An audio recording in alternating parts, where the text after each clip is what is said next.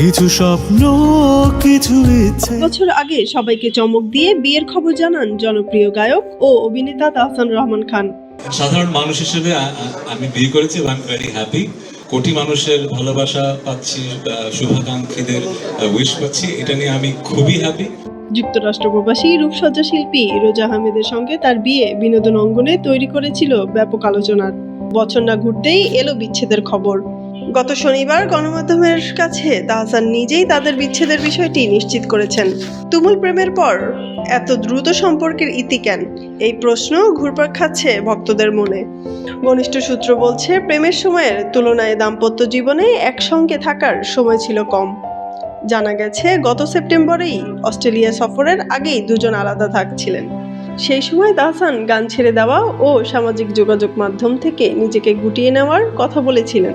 পরে জানান, ওই সময়েরও আগে থেকেই তাদের মধ্যে দূরত্ব তৈরি হয়েছিল। আলো আলো আমি কখনো খুঁজে পাবো না। তাহসানের এটি দ্বিতীয় বিয়ে। আগের সংসারে তার একটি কন্যা সন্তান রয়েছে। বিচ্ছেদ হলেও বিষয়টি দুজনই সৌহার্দ্যপূর্ণভাবে সামলেছেন বলে জানিয়েছেন ঘনিষ্ঠ মহল। নুসরাত জেরিন, ডেস্ক রিপোর্ট, বিপ্লবী বার্তা।